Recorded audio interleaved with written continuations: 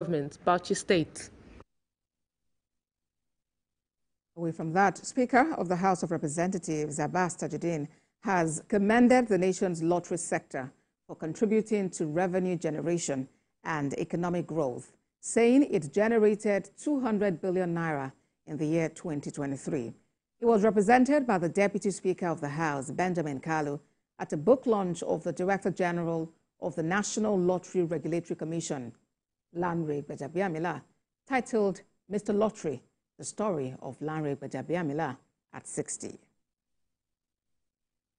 Whether it is the traditional cooperative society or the modern financial scheme, the spirit of collective effort has always been at the heart of our development. Nigeria's lottery sector contributed over 200 billion naira in 2022. The numbers I understand is brought about 200 billion to the coffers of the federal government, and that is very significant considering where they were coming from before he got in. He was in charge of Lagos Lottery, and then federal, and then the National Lottery. You know, every excellent autobiography needs a twist, and tonight's twist is this. Part of these proceeds from this book will go to two causes that are very dear to me. No, I'm not donating it to fund my next holiday, as some people might want to twist it around. I'm talking about Gamble Alert and Gamble Pause initiative, and I believe they're here somewhere. So part of the proceeds from this book will be going to those two organizations that I've chosen. And for all of us to learn a big lesson from this, that when you are in positions of authority, these are positions of trust, and that are you by the society. Let's do our best to make our mark. Let's do our best to contribute to society, to contribute to humanity. To other matters, Senator representing Oyo South in the National Assembly, Sharafaddin Ali, has called on the state and federal governments to increase education budgets to 25% in alignment with UNESCO standards. He was delivering a lecture at the LAUTECH Alumni University of Technology, Ogbomoso.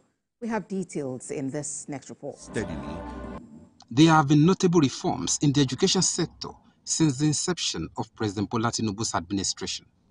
However, Nigerians believe more needs to be done to address existing challenges.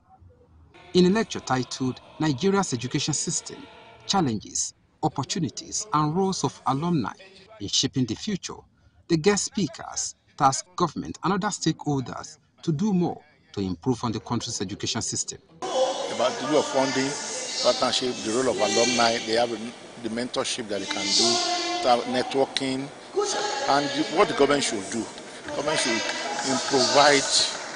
improve on the budgetary allocation for education, so as to improve on the infrastructure and learning materials for our institutions. The government should increase funding in education and remunerate teachers adequately. You know, up to the present moment, the Nigerian government is here to meet the UNESCO standard. They recommended 26% budgetary provision.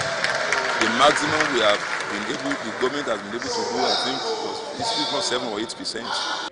The executive director, Marine Operations at the Nigerian Port Authority, and the president of LAUTECH Alumni Association, Lekan Badmus, stressed the need to create more awareness about the federal government student loan scheme. The loan fund from the federal government. I think the best thing to do is to create more awareness and see how the alumni can also coordinate or be a bridge to actually pass this message, and the need for those in the Southwest to actually benefit more in this program. I challenge you to do more in fundraising, supporting infrastructural development on campus, building networks for the university, and influencing educational policy at high level. Awards were also presented to some individuals, including the Vice Chancellor of the university. Rafiu Hamid, TVC News, Ogbomoso. Now, in a bid to change narratives about white garment church anathema A White Garment Experience, a documentary on Cherubim and Seraphim Church, has premiered.